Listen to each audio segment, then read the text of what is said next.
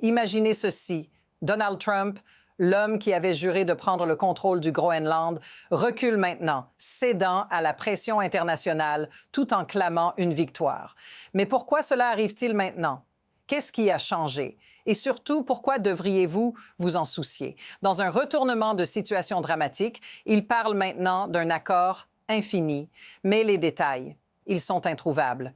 Restez avec nous, car je vais vous expliquer pourquoi ce moment pourrait bien être l'un des plus déroutants, mais aussi l'un des plus cruciaux de la politique étrangère de Trump. Alors, qu'est-ce qui s'est réellement passé avec ce fameux accord sur le Groenland? Il n'y a pas si longtemps, Trump parlait ouvertement de prendre le Groenland par la force au mépris des protestations mondiales. Aujourd'hui, il poste sur les réseaux sociaux en parlant d'un accord cadre avec le Danemark et le Groenland. Mais où sont les détails? Pourquoi tout ça ressemble-t-il à une tentative de sauver la face? Est-ce vraiment un accord ou simplement un autre jeu de communication pour détourner l'attention? Et surtout, qu'est-ce que tout cela signifie pour les États-Unis, l'OTAN et le reste du monde? Vous commencez à voir où cela mène, mais attention, ce n'est pas aussi simple qu'on veut nous le faire croire. Trump a récemment annoncé un accord, mais voici la question qui reste sans réponse. Cet accord, c'est quoi au juste? Il parle d'un accord cadre, mais sans aucune précision, sans aucun détail concret. C'est comme une promesse en l'air, un discours sans substance. Il a même écrit que cet accord serait une solution bénéfique pour les États-Unis et l'OTAN. Mais en réalité, rien ne prouve qu'il ait obtenu ce qu'il voulait. Et notissez ce qu'il n'a pas dit. Les conditions exactes de cet accord sont toujours inconnues. On parle d'une solution, mais où est-elle vraiment? Qui va la négocier?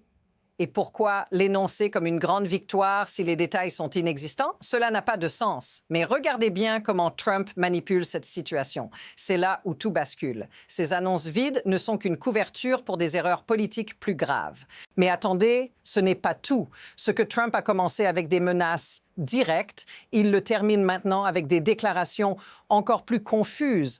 On parle ici d'une escalade qui ne semble jamais finir. Imaginez ce moment où il a annoncé qu'il allait prendre le contrôle du Groenland et que l'OTAN devrait soutenir cette décision. Aujourd'hui, il parle d'un accord infini pour l'Arctique, un accord qui n'a aucun échéancier et semble tout aussi flou que ses premières déclarations. Ce n'est pas juste un échec politique, c'est une tentative de normalisation d'une folie diplomatique. Et cela, mes amis, c'est ce qui devrait nous inquiéter le plus. Car lorsque les frontières entre la diplomatie et la folie deviennent floues, tout devient possible. Mais pourquoi personne ne remet en question ce genre de discours? Cela devient inquiétant car Trump ne cesse de répéter qu'il est le seul à pouvoir régler cela. L'histoire nous a montré des situations similaires dans le passé où des menaces se sont transformées en actes. Rappelez-vous de l'histoire de la Crimée en 2014, où un pays a fait pression sur une autre pour obtenir un territoire et regardez où cela a mené. Alors, quel est le véritable problème ici?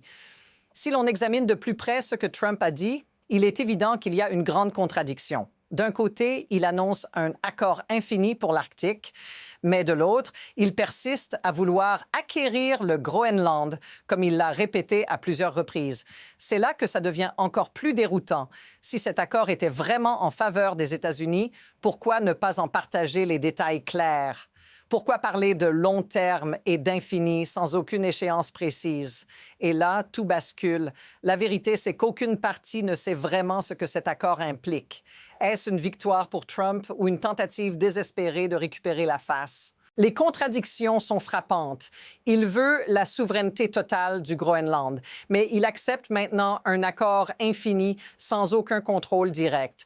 C'est comme si le but était d'apaiser la pression tout en continuant à vendre l'idée qu'il a remporté quelque chose de monumental. Mais la réalité, c'est que personne ne comprend ce qui est réellement signé ou ce que cela implique pour l'avenir. Les choses commencent à dégénérer rapidement. Regardez cette situation se dégrader sous nos yeux. L'annonce d'un accord infini n'est que la pointe de l'iceberg. Mais ce n'est pas tout, car plusieurs événements liés à cette crise se superposent à une vitesse folle. Des alliés de l'OTAN commencent à remettre en question cette solution. Le premier ministre canadien évoque même des plans de guerre possibles si la situation s'aggrave. En parallèle, le Danemark et le Groenland se préparent à se défendre contre ce qu'ils considèrent comme une menace. Ce n'est plus seulement un simple malentendu diplomatique. C'est un enchevêtrement de crises qui crée un climat d'incertitude dans tout le monde occidental. Et si cela continue, quelle sera la prochaine étape? Une guerre froide à l'échelle mondiale sur un morceau de terre glacé ou une escalade sans fin qui menace de déstabiliser une région déjà fragile? Ce sont des questions à se poser, car tout cela est en train de devenir un jeu dangereux. Mais ce qui est encore plus perturbant, c'est l'impact réel sur les gens, vous et moi. Ce n'est pas qu'une question de politique ou de diplomatie, c'est une question de ce que cela signifie pour les citoyens ordinaires. Si cette crise continue à s'intensifier, qu'est-ce que cela implique pour les familles qui vivent dans ces régions, mais aussi pour les Américains et les Européens? C'est une question de sécurité, de ressources naturelles, de géopolitique et de pouvoir, mais surtout de menaces réelles sur la vie quotidienne. Imaginez que des décisions prises à des milliers de kilomètres aient un impact sur votre sécurité, vos finances, voire sur votre emploi. Si vous avez l'impression que cette situation ressemble à quelque chose de déjà vécu, dites-le dans les commentaires. Parce que, soyons clairs, ce genre de crise pourrait avoir des conséquences bien au-delà du Groenland. C'est une question de pouvoir et de contrôle, et cela peut se traduire en pertes humaines et économiques massives si cela dégénère. À ce stade, il est essentiel de regarder au-delà de la colère et de l'indignation. Il faut comprendre comment tout cela fonctionne sous la surface. Pourquoi ces crises, ces faux accords, ces déclarations incohérentes sont-elles tolérées, même applaudies par certains? La vérité, c'est que des mécanismes plus profonds sont en jeu. La manipulation de la perception, les incitations politiques et la manière dont le spectacle mondial peut masquer la réalité. Ce qui se cache derrière tout cela, c'est la gestion de la peur et des attentes. Lorsque les dirigeants jouent à ce genre de jeu, ils ne cherchent pas seulement à protéger leur propre pouvoir, mais à manipuler le système pour leurs propres fins. Et voici l'aspect le plus inquiétant. Ce genre de comportement ne relève pas d'une erreur individuelle, mais d'un mécanisme bien huilé. Il n'est plus question de simplement gérer une crise, mais de construire une narrative qui justifie des décisions radicales sans aucune responsabilité réelle. Ce n'est pas juste une politique étrangère, c'est un jeu de pouvoir global qui modifie la façon dont les nations se perçoivent et interagissent entre elles. Regardons les deux trajectoires possibles. D'un côté, il y a la route facile. Trump continue de jouer à l'art du deal. Il persiste à dire que l'accord est infini, mais sans plus de détails. Peut-être qu'il finira par essayer de vendre cette histoire comme une grande victoire et dans l'immédiat, la pression redescend.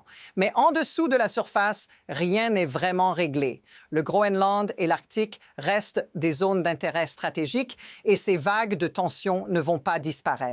De l'autre côté, il y a la route sombre. Ce flou, ces menaces, ces contradictions, tout ça pourrait provoquer une escalade lente mais inexorable. Les nations commencent à se préparer pour des conflits plus vastes, non seulement autour du Groenland, mais autour de la souveraineté, des ressources naturelles et des alliances mondiales. Les tensions entre les pays de l'OTAN pourraient bien se transformer en fractures plus larges. Un futur incertain se profile, soit l'ombre d'une guerre froide sur l'Arctique, soit une déstabilisation plus large qui reconfigurera les rapports de force mondiaux. Alors, que va-t-il se passer? Impossible de le dire. Mais chaque décision prise par Trump en ce moment pourrait faire basculer la situation dans l'une de ces directions. Mais vous l'aurez vu venir.